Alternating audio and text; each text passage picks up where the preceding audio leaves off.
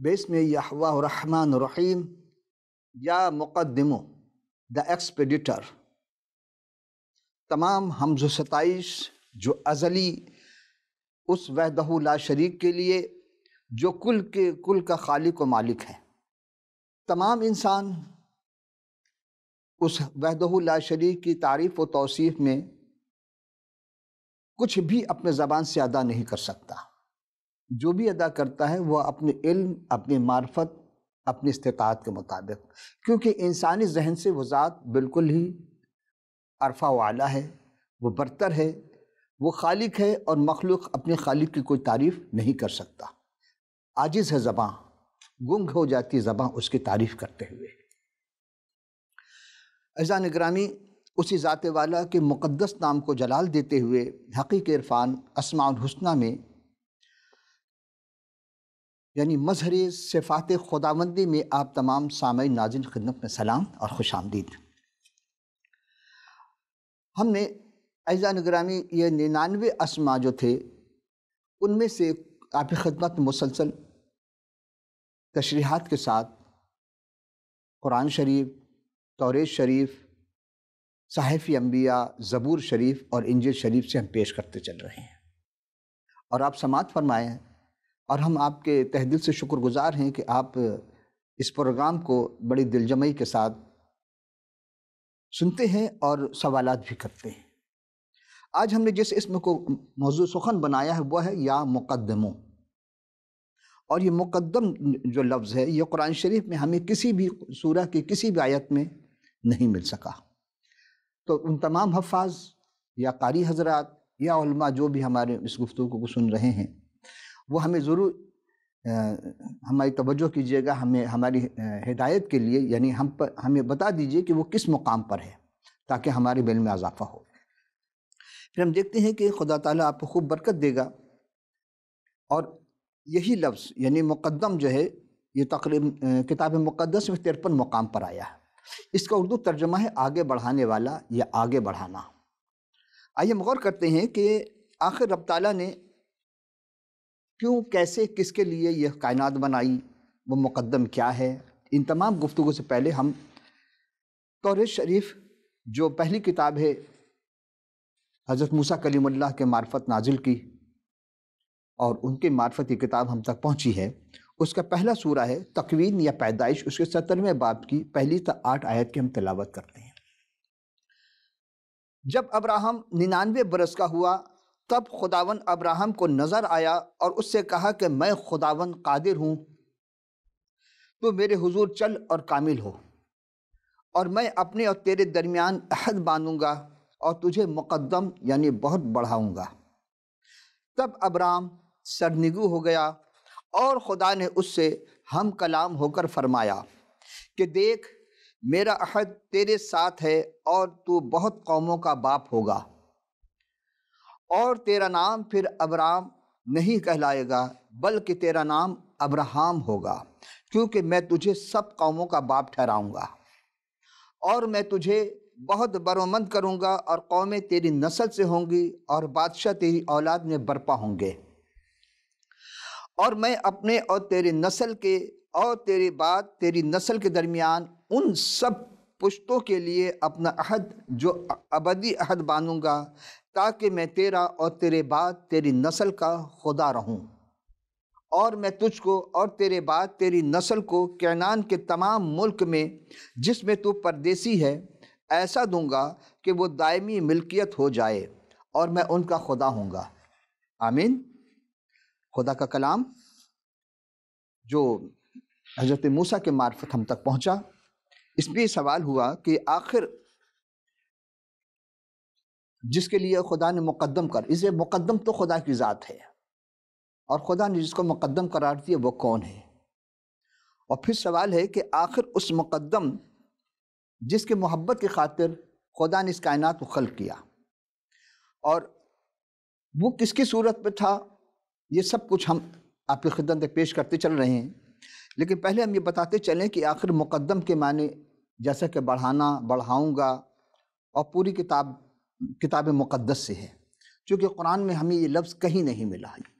تو خدا تعالیٰ کی پہلی شرعی کتاب، جس طرح ہم نے موسیٰ کلیم اللہ کی معرفت کتاب کے بارے میں کہا، اس کے پہلی رکوع میں تخلیق کا ذکر ہے، جو خدا نے سب مخلوقات میں انسان کو افضل قرار دیا اور حضرت آدم کو، یعنی حضرت آدم علیہ السلام کو اپنی صورت و شبیہ پر بنایا، گویا کہ اپنا قائم مقام بنا کر مقدم کیا، یعنی آگے بڑھایا اور باغ عدن میں طعام، قیام اور کام عطا فرمائی، اور پھر کہا آدم کا اکیلا رہنا اچھا نہیں۔ اور پھر ہم دیکھتے ہیں کہ خدا نے ان کے مدد کے لیے، یعنی ان کے مانند ایک مددگار ان کے بائیں پسلی کی ہڈی سے بنایا، اور دونوں ساتھ رہتے تھے، لیکن ابلیس کے بہکانے پہ آ کر، جس کی وجہ سے جنت سے بے دخل، یعنی باغ عدن سے بے دخل کر دیے گئے۔ عزیز، ہم دیکھتے ہیں کہ پھر خدا قدوس نے حضرت آدم علیہ السلام کو 2 فرزند عطا کیے۔ بڑے کا نام قائن، جسے قرآن میں قابل کہا جاتا ہے، وہ جو کسان تھا، اور چھوٹے کا نام حابل، جو چرواہا تھا۔ خدا نے ان میں سے ایک کو مقدم کرنے کا ارادہ کیا، اور پھر دونوں کو امتحان لیا، دونوں کی آزمائش ہوئی، دونوں کو آگے بڑھانے کے لیے آزمایا، اور چھوٹا کھرا نکلا کیونکہ اس نے خدا کے کلام کو مقدم سمجھا، خدا کے حکم کو مقدم کیا اور تعمیل کی، اور خدا کی نظر مقبول ٹھہرا۔ بڑا قائن نے خدا کے حکم کے مطابق مقدم نہ کر سکا، وہ آگے نہ بڑھ سکا، اس کی تعمیل نہ کر سکا، اس نے کھیت میں ایک دن اپنے بھائی کو قتل کر دیا اور خدا کی نظر میں مقبول نہ ہو سکا۔ قائن کی نسل خوب بڑھی، لیکن خدا پرست نہ ہوئی بلکہ گناہ گار ہو گئی۔ عزیزاں، پھر ہم دیکھتے ہیں حضرت آدم علیہ السلام کو خدا نے ایک اور اولاد عطا کی، جس کا نام سیت، لیکن قرآن میں اس کو سیس کہا جاتا ہے۔ وہ مرد خدا جو خدا کے حکم کو مکمل تابعداری کرتے تھے، انہی کے نسل کو خدا نے پھر مقدم کیا۔ پھر خدا نے حضرت آدم علیہ السلام کو ایک اور فرزند عطا کیا، اور ان کا نام حضرت آدم نے سیت رکھا، اور قرآن میں اسی سیت کو سیس کہا جاتا ہے۔ پھر وہ مرد خدا یعنی حضرت سیت جو تھے، وہ خدا کے حکم کے مکمل تابعداری کرتے تھے، انہی کے نسل کو خدا پھر مقدم کرتے ہوئے یعنی آگے بڑھایا، اور خدا نے انہی کو نیک سیرت کہا، اور یہ سب خدا کے بیٹے اور بیٹیاں کہلائے، یعنی حضرت سیس سے جتنی بھی اولادیں آئیں، خدا نے کہا کہ ہمارے بیٹے بیٹیاں ہیں۔ اور پھر ایک زمانہ ایسا آتا ہے کہ ان کی نسل آگے بڑھ کر، جب آگے اور زیادہ نسل میں اضافہ ہوا، پھر وہ ابلیس کے شکنجے میں پھنس کر بت پرستی اور حرام کاری میں مبتلا ہو گئی۔ وہ جو قائن کی نسل تھی، ان کی بیٹیوں سے انہوں نے شادیاں رچانی شروع کر دی، جس سے بت پرستی اور گناہ بھی بڑھتا رہا۔ پھر خدا ایک اور مرد کو پیدا کرتا ہے، یعنی جو خدا کے نگاہ میں راستہ باز ہوتا ہے، اور وہ اس اپنے زمانے میں بے عیب ٹھہرتا، اور اس کا نام نوح تھا، اور خدا نے نوح کو مقدم قرار دیا۔ خدا تعالیٰ نے حضرت نوح علیہ السلام کو 820 سال تک ہدایت کے کام میں لگایا، لیکن تبلیغ سے اور خوف خدا سے کچھ بھی اثر نہ ہوا۔ پھر پروردگار عالم نے حضرت نوح علیہ السلام سے کہا کہ تو گوپھر کی لکڑی کی ایک کشتی تیار کر، جس کی لمبائی 300 ہاتھ، چوڑائی 50 ہاتھ اور اونچائی 30 ہاتھ ہو، بنانے کا حکم دیا۔ اور خدا کے حکم سے انہوں نے تعمیر کی، اس مکمل کر لیا۔ تو پھر خدا نے کہا کہ میں تمام انسانوں کو جس میں دم ہے، میں پانی کے سیلاب لاؤں گا اور سب کو ہلاک کر دوں گا۔ تو اے نوح، تو اور تیری بیوی اور تیرے 3 بیٹے اور وہ 3 بیٹوں کی بیویاں، یہ تمام 8 افراد کشتی میں سوار ہوئے۔ خدا نے کہا ان کو سوار کر، اور جانور کی جوڑی جوڑی رکھی، اس میں حلال اور حرام دونوں قسم کے جانور تھے، اور وہ چارہ، وہ تمام جو خوراک تھے، وہ بھی سب کشتی میں رکھا۔ تب خدا نے ان 3 کو، جو 8 افراد تھے اور جوڑی جوڑی جو تھی، وہ تمام جو کشتی میں سوار ہو گئے، خدا نے باہر سے کشتی کا دروازہ بند کر دیا۔ ہر جاندار کی جوڑی جوڑی کشتی میں سوار ہو گئے۔ تب خدا نے باہر سے کشتی کا دروازہ بند کر دیا، اور خدا نے کشتی کو پانی پر آگے بڑھایا، اور جو بھی کشتی میں تھے، یہی 8 افراد جو خدا کے منظور نظر تھے، انہیں محفوظ رکھا، اور تقریباً 1 سال کا عرصہ گزر چکا تھا۔ پانی خشک ہو گیا، کشتی ارارات کی پہاڑی پر آ کر رک گئی۔ حضرت نوح علیہ السلام کو حکم ہوتا کہ کشتی سے باہر آئیں۔ وہ باہر آتے ہیں، اور انہوں نے وہاں ایک مذبح بنایا، اور خدا کے حضور اس مذبح پر قربانی پیش کی۔ خدا کے فضل سے سیم حام، یافت، یہی تینوں کی نسل پوری دنیا میں پھیلی بڑھی۔ لیکن آگے چل کر پھر ابلیس کی ایما پر بت پرستی نے جنم لیا اور انہوں نے ایک برج بنانا چاہا تاکہ خداوند کی باتیں سن سکیں۔ اس وقت جب سب کی ایک زبان تھی، لیکن خدا نے کہا کہ آؤ ہم چل کر ان کی زبان میں پھوٹ ڈالتے ہیں، اور پھر سب کی زبانیں مختلف ہو گئیں، لیکن خدا کی نظر میں سے مقبول ٹھہرا کیونکہ وہ اور اس کے اولاد بت پرستی نہیں کرتے تھے۔ خدا نے سم کی نسل کو آگے بڑھایا اور پھر انہی کے نسل میں حضرت ابرام یعنی حضرت ابراہیم جس کو قرآن میں کہا جاتا ہے، انہیں پوری کائنات میں خدا نے ان کو چنا، اور ان کو متعلق پوری تفصیلات جو ہے توریت شریف کی پہلی کتاب تکوین یا پیدائش میں تفصیل سے درج ہیں۔ آپ ان کی حالت زندگی خود بھی مطالعہ کر کے معلوم کر سکتے ہیں۔ تو ہم توریت شریف کا جو شروع میں ہم نے آپ کو آیت میں تلاوت کی تھی، اسی حضرت ابراہیم علیہ السلام سے متعلق تھی کہ ابراہیم علیہ السلام کو خدا نے کیا کہا، ان کو برکت دی، ان سے عہد مانا، اور انہی کی نسل کو پھر آگے قرار دیا یہی مقدم ہوں گے۔ ابراہیم علیہ السلام سے اسحاق، اور اسحاق علیہ السلام سے یعقوب، اور یعقوب علیہ السلام سے ان کا بڑا بیٹا یہودا، اور سب سے چھوٹا بیٹا یوسف۔ لیکن خدا تعالیٰ نے یہودا کی نسل کو مقدم کیا، اسے آگے بڑھایا، جس میں خداوند نے حضرت موسیٰ کلیم اللہ کو مقدم کیا، یعنی ان کو منتخب کیا۔ پھر یہودا کی نسل میں حضرت داؤد آئے، حضرت داؤد علیہ السلام آئے تو خدا نے حضرت داؤد علیہ السلام کو مقدم ٹھہرایا۔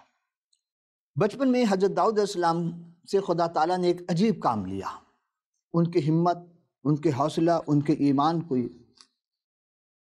کے لیے یہی کہنا کافی ہے کہ جاتی جولیت جو شخص تھا وہ اپنے آپ کو اپنے زمانے کا سب سے بڑا سورما اور خدا صفت سمجھتا تھا، اور جو اصل رب العالمین ہے اس کے خلاف وہ بہت ساری باتیں کرتا تھا۔ تو جب حضرت داؤد علیہ السلام کو اس کا پتہ چلا تو انہوں نے کہا کہ میں اس کا مقابلہ کروں گا۔ وہ تمام اپنے اسلحہ سے لیس تھا، بھرپور اسلحے سے آیا تھا، تلوار، تیر وغیرہ اس زمانے کے جو بھی تھے سب سے وہ لیس تھا۔ لیکن حضرت داؤد علیہ السلام کے پاس کچھ نہیں، 14 سال کی عمر، قد میں بھی بہت چھوٹے تھے۔ لوگ حیران رہ گئے کہ ایک چھوٹا سا بچہ کیسے مقابلہ کر، اس کے پاس کوئی ایسی چیز نہیں ہے۔ تو حضرت داؤد علیہ السلام نے زمین سے 5 پتھر اٹھائے، جب 2 پتھر انہیں مارا تو اسے نہیں لگا، لیکن تیسرا پتھر انہوں نے فلاخن میں رکھ کر جب نشانہ لیا تو سیدھے اس کی پیشانی پہ جا کر لگا، اور اسی دم وہ ڈھیر ہو گیا، مر گیا۔ یہ خدا کا پہلا انسان جس نے خدا کے منصوبے کے تکمیل میں آگے بڑھا۔ بڑھتے تو آئے، ابراہیم آئے، وہ بھی آئے، یعقوب بھی، اسحاق بھی آئے، یعقوب بھی آئے، لیکن حضرت داؤد علیہ السلام نے پھر خدا کے لیے جو زبور لکھی وہ ایک اپنی جگہ ان کی تعریف میں، پروردگار عالم کی تعریف انہوں نے زبور میں کی، اسے مزامیر بھی کہا جاتا ہے۔ تو بہت ساری انبیاء آئے، انہی میں انہیں حضرت داؤد علیہ السلام کے نسل میں حضرت عیسیٰ المسیح یا یسوع المسیح جو کلمت اللہ، روح اللہ، اس دنیا میں وہ نور مجسم ہو کر جلوہ افروز ہوئے۔ سوال کی ابتدا ہوئی تھی کہ خدا نے تعالیٰ نے کس کی ازلی محبت کی خاطر اس دنیا کو بنایا۔ یہاں ہم آپ کی خدمت میں ایک بات عرض کرتے چلیں کہ جب ہم نے آپ کے حقیقی عرفان میں ہمارے پروگرام یا مصورو ہم نے پیش کیا، آپ نے ضرور دیکھا ہوگا جس میں ہم نے ازلی شخصیت کا تذکرہ کیا تھا۔ آپ اس کو دوبارہ دیکھیے گا کہ ازل میں خدا نے کس مصور کو اپنے ہاتھ میں لایا تھا، کس کی مصوری کی تھی۔ لیکن نئے آنے والے ساتھیوں کے لیے، ناظرین کے لیے ان کی خدمت عالیہ میں عرض کر دیں تاکہ آپ کے ابھی اذہان میں محفوظ ہو جائیں کہ اس کے لیے ہم توریت شریف کا پہلا سورہ یا پیدائش جسے کہا جاتا ہے، تکوین کی پہلی رکوع کی 26ویں آیت کی تلاوت کرتے ہیں۔ ارشاد رب العالمین ہو رہا ہے کہ پھر خدا نے کہا کہ ہم انسان کو اپنی صورت پر اپنی شبیہ کے مانند بنائیں، وہ سمندر کی مچھلیوں اور آسمان کے پرندوں اور چاپایوں اور سب جانداروں پر جو زمین پر رینگتے ہیں اختیار رکھیں۔ اب سوال یہ پیدا ہوتا کہ اس آیت میں خدا نے یہ ہم کا صیغہ کیوں استعمال کیا، میں کا کیوں نہیں کیا، واحد کا کیوں نہیں کیا؟ واحد کا صیغہ کیوں نہیں؟ اس لیے کہ انجیل شریف کا 4تھا سورہ، اب ہم وہاں چلتے ہیں جہاں سے آغاز کائنات ہو رہا ہے، بلکہ اس سے بھی قبل کی بات ہے۔ 4تھا سورہ ہے انجیل شریف کا، اور مطابق یوحنا رسول اس کی 1 تا 4 آیت میں یوں مرقوم ہے کہ ابتدا میں کلام تھا اور کلام خدا کے ساتھ تھا اور کلام خدا تھا۔ دوسری آیت میں کہ یہی ابتدا میں خدا کے ساتھ تھا، تیسری آیت میں ہے سب چیزیں اس کے وسیلے سے پیدا ہوئیں اور جو کچھ پیدا ہوا اس میں کوئی چیز بھی اس کے بغیر پیدا نہیں ہوئی، اس میں زندگی تھی، اور چوتھی آیت میں وہ زندگی آدمیوں کا نور تھا اور وہ نور تاریکی میں چمکتا ہے اور تاریکی نے اسے قبول نہ کیا۔ عزیزان گرامی، یہاں پہلی آیت میں ہم چند حصے کریں گے اس کے کہ ابتدا میں سے مراد زمانہ، لیکن آج اگر ہم دیکھتے ہیں تو وہ ماضی کی بات ہے، یعنی کہ ازل میں کلام تھا اور اس کلام سے میں کوئی بھی پتہ نہیں چلتا کلام کیا ہے، کون ہے۔ آغاز میں کلام کی بالکل بھی وضاحت نہیں کی کلام کیا ہے یا کون ہے، لیکن بنیادی طور پر مطلب ہے کہ الفاظ، لفظ یا جملہ جس کا مجموعہ ہم بول چال، گفتگو وغیرہ بھی کرتے ہیں، یا تقریر کی اکائی کو بھی کہا جاتا ہے، جس سے ہم اپنے جذبات و احساسات اور خیالات کا اظہار دوسروں پر کرتے ہیں۔ لیکن اگر ہم عمیق نگاہ ڈالیں تو حضرت یوحنا تقریر کا نہیں بلکہ اس شخص کا ذکر کر رہے ہیں، اور جو قبل از آفرینش ہے اور ان کا اپنا کوئی آغاز نہیں، یعنی وہ ازل میں نہیں ہے۔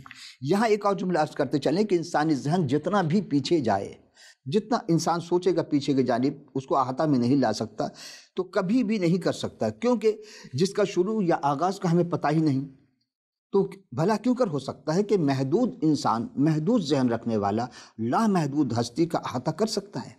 ہرگز نہیں۔ تو خدا نے کلام کو مقدم کیا۔ اس پہلی آیت کا دوسرا جزء جس میں مرقوم ہے کہ کلام خدا کے ساتھ تھا، یعنی خدا کے ساتھ کون تھا؟ کلام تھا۔ تو پھر کلام کس کے ساتھ تھا؟ یعنی خدا کے ساتھ تھا۔ اب اس جزء میں ذرا سا بھید کھولا گیا کہ کلام اور خدا دو مختلف شخصیت ہیں، یعنی کلام بالکل ہی ایک الگ شخصیت اور جدا ہے، وہ کوئی خیال یا تصور بھی نہیں اور نہ ہی کوئی مبہم مثال یا بے نظیر ہے، بلکہ اس بات کو جو بھی اہل طریقت یا اہل عرفان حضرات ہیں وہ بآسانی سمجھ سکتے ہیں، تائید بھی کریں گے کہ وہ حقیقی کلام شخصیت اقنوم میں سے تھا، یعنی خدا تعالیٰ کے ساتھ رہتا تھا۔ اور اب اسی آیت کا تیسرا جز میں بیان ہوا کہ خدا یعنی کلام خدا تھا۔ پھر غور کریں، کلام خدا تھا، اس کا مطلب یہ کہ کلام جو تھا وہ خدا تھا۔ سیدھی سی بات ہے کہ وہ نہ صرف خدا کے ساتھ تھا بلکہ خود خدا تھا، خود خدا تھا۔ اب ہم یہاں اپنے تمام اہل سلاسل کے بزرگوں سے خصوصی طور پر ان کے پیروکاروں یعنی مرید حضرات جو ہیں ان سے عمومی طور پر کہ جب آپ مرید ہونے گئے یا جب آپ کے مرشد نے آپ کے سے کچھ کہا تو اس کے لیے آپ کتاب مقدس کا جب مطالعہ کریں گے وہ بات واضح ہو جائے گی، وہ تمام بھید یا عرفان کی باتیں بخوبی آگاہ ہو جائیں گی۔ اب آئی کتاب مقدس کے ہم تعلیم کے ایک اور حقیقت آپ کے سامنے پیش کرتے ہیں کہ خدا ایک ہے، یعنی جوہر میں ایک ہے، لیکن ذات میں اقنیم میں تین، یعنی باپ، بیٹا اور روح القدس، یہ تینوں اقانیم میں خدا ہیں۔ اب آپ یقیناً کافی زور سے کہہ اٹھیں گے لا حول ولا قوت، بالکل کہنا چاہیے آپ کو، ورنہ آپ آہستہ دل میں ضرور آہستہ آہستہ کہہ رہے ہوں گے۔ آپ کا کہنا بجائے مجھے بڑی خوشی ہوگی کہ آپ نے ایسا کہا، کیونکہ اگر آپ ایسے سلاسل والے ہو کر ایسا کہیں گے تو عوام کا کیا حال ہوگا۔ اس بھید کو سمجھنے کے لیے پانی سے ہم آپ کو مثال پیش کرتے ہیں، یعنی بآسانی یہ بات واضح فہم ادراک میں آ جائے گی۔ پانی جوہر میں ایک ہے لیکن اس کے اندر دو سالمے ہیں، ایک ہائیڈروجن کے دو اور آکسیجن کا ایک۔ کیا ہم آج پانی کو توڑتے تو ہیں، ہائیڈروجن اور آکسیجن الگ کر دیتے ہیں، لیکن ان دونوں کو ملا کر پانی بنا سکتے ہیں؟ نہیں، پانی نہیں بنا سکتے۔ لیکن پانی ہی سے تین چیزیں بنتی ہیں، ایک پانی مائع کی شکل میں، دوسرا گیس کی شکل میں، تیسرا ٹھوس کی شکل میں۔ جو مائع پانی وہ کبھی نہیں کہتا کہ میں گیس یا ٹھوس یعنی برف یا بھاپ ہوں، اور بھاپ کبھی نہیں کہتا کہ میں مائع یا برف ہوں۔ اسی طرح برف نے کبھی نہیں کہا کہ میں مائع یا گیس ہوں، تینوں پانی ہی سے ہیں۔ یہی حال، یہی چیز یہ آپ کی خدمت یہاں پیش کرنا چاہتے ہیں کہ خدا ایک ہے، جوہر میں پروردگار عالم ایک ہے، لیکن ذات الہی میں تین اقنوم ہیں، یعنی باپ، بیٹا اور روح القدس۔ جی ہاں، لیکن یہ عجب سی بات ہے جو مجھے کہنے کی اجازت دیجیے، وہ یہ ہے کہ جب آپ یہ فرماتے ہیں کہ آپ، جیسے ہم نے آپ سے کہا کہ جب آپ مرید ہونے گئے اور آپ کے مرشد نے یا آپ جس کے خلیفہ تھے انہوں نے یہ کہا بیعت لیتے وقت، ہاتھ رکھتے وقت کہ بظاہر یہ میرا ہاتھ ہے، یہ ہاتھ رکھ کر کے جو بیعت کرتے تھے وہ یہی کہتے تھے اس زمانے میں، یہ میرا بظاہر یہ میرا ہاتھ ہے، نہیں بلکہ میرے مرشد کا ہاتھ ہے۔ اور مرشد در مرشد ہوتا ہوا جو سلسلے سے ہوتے تھے، اگر حضرت علی کے سلسلے تو وہ کہتے ہیں حضرت علی کا ہاتھ ہے، اور اگر نقش بندی ہے تو وہ کہتے ہیں کہ ہم ابو بکر کا ہاتھ ہے، اور پھر وہ کہتے ہیں کہ جی یہ ہاتھ حضرت علی کا یا ابو بکر کا، اور پھر یہ ہاتھ ان کا بھی نہیں بلکہ رسول اللہ کا ہاتھ ہے۔ اور پھر آگے چل کہتے ہیں یہ خدا کا ہاتھ ہے، اور پھر آیت بھی پڑھی جاتی ہے۔ تو ہم یہ کہنا چاہتے ہیں کہ جب ایک شخص یہاں تک پہنچ سکتا ہے کہ وہ مرشد در مرشد ہوتا ہے، وہ سب کا ہاتھ خدا کا ہاتھ بن جاتا ہے۔ وہ آیت ہے نا کہ جب انسان نیک عمل کرنا شروع کرتا ہے، جیسے جیسے خدا میں آگے بڑھتا ہے تو خدا اس کا ہاتھ بن جاتا ہے، پیر بن جاتا ہے، آنکھ بن جاتا ہے، اس کی زبان بن جاتا ہے، اس کے کان بن جاتا ہے، اس کے قدم بن جاتا ہے، یعنی پورا وجود خدا کا ہو جاتا ہے۔ پھر تو جو خدا مصمم جسم میں لے کر آ جائے، وہ نور مجسم ہو جائے، کہ مرشدوں کو رسول نما یا خدا نما کہتے ہیں۔ تو کلام کے مطابق سب نے گناہ کیا، اسی لیے کثرت سے استغفار کی تلقین کی جاتی ہے۔ تو کیا واقعی آپ کا ہاتھ اللہ کا ہاتھ ہے؟ ہو سکتا ہے۔ تو پھر ایک ایسی ہستی جنہیں قرآن کی زبان میں عیسیٰ کلمۃ اللہ یا عیسیٰ روح اللہ کہا جاتا ہے، بے شک، تو آپ خود ہی فیصلہ فرما لیجئے کہ جو روح اللہ کلمۃ اللہ ہو، اس ہستی کے بارے میں تصوف کی زبان میں کیا کہیں گے؟ کہیں آپ اسے لم یلد ولم یولد کا خطاب تو نہیں دیں گے؟ اب یہ آپ فیصلہ کریں۔ تو ابتدا میں کلام تھا، کلام خدا کے ساتھ تھا، کلام خدا تھا، لیکن اس آیت میں ذات خدا کے دو اقنیم ہیں، خدا باپ اور خدا بیٹا کا ذکر ہے۔ ہم جب پھر دیکھتے ہیں کہ صرف اتنا کہہ دینا کافی نہیں کہ خدا ایک ہے، یہاں پھر عرض کر دیں کہ میری بات کی وہی تائید فرمائیں گے جو عارف باللہ ہے، وہ اس بات کو، اس راز کو، اس بھید کو سمجھ سکتے ہیں۔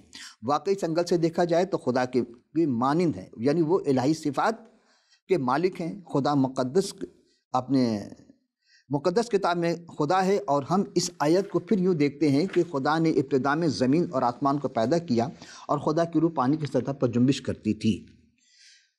اور پھر ہم دیکھتے ہیں کہ اسی توریت شریف کی پہلے سورت کی جو 26ویں آیت میں ہے کہ خدا نے کہا کہ ہم انسان کو اپنی صورت میں شبیہ کے مانند بنائیں۔ تو سوال یہ پیدا ہوتا ہے کہ خدا تو واحد ہے، اس نے کیوں کہا کہ ہم بنائیں؟ بات یہی کہ وہ ہم کون شامل ہے۔ یاد رکھیں کہ پہلا انسان ابھی بنا نہیں ہے، اور اس کے متعلق باتیں ہو رہی ہیں۔ ہم انسان کو اپنی صورت، اپنی شبیہ کے مانند بنائیں، کس کی صورت پر مقدم قرار دیا؟ جی ہاں، اپنی صورت پر۔ اپنی صورت کس کی شبیہ پر بنایا تھا؟ کس کی صورت پر؟ وہ کون مراد ہے؟ کیونکہ خدا کی کوئی صورت اور شبیہ نہیں، جو نہ صورت میں مقید، نہ صدا میں زنجیر۔ بت کوئی اس کا بنائے تو بنائے کیسے؟ ابھی تو آدم کا پتلا بھی تیار نہیں ہوا۔ تو اس آیت کی صورت سے مراد حضرت مسیح ہی ہیں، صورت اور شبیہ سے مراد حضرت مسیح کی شبیہ ہے۔ یہاں ایک جنس دوسرے جنس میں منتقل ہونے کا کوئی ذکر نہیں ہے۔ وہ ایک بات بھی یاد ہے کہ خلق صورت ہی آدمہ، یہ آپ نے حدیث میں سنا ہوگا، پڑھا ہوگا، انسان کو اپنی صورت میں شبیہ کے مانند بنایا۔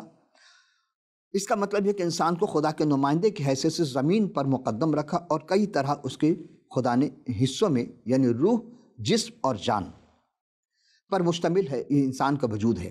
تو خدا کی طرح انسان بھی میں شعور و عقل، اخلاق، فطرت اور دوسرے سے تعلق اور رابطہ کرنے میں یہ قوت رکھی خدا نے، اور اس کو مقدم رکھا ہے کہ وہ اپنی جذبات فطرت سے، محض جبلت سے کہیں ماورا خدا نے محبت کا جذبہ اس کے اندر رکھا ہے۔ جسمانی صورت کا کوئی ذکر نہیں ہے، جبکہ دوسرے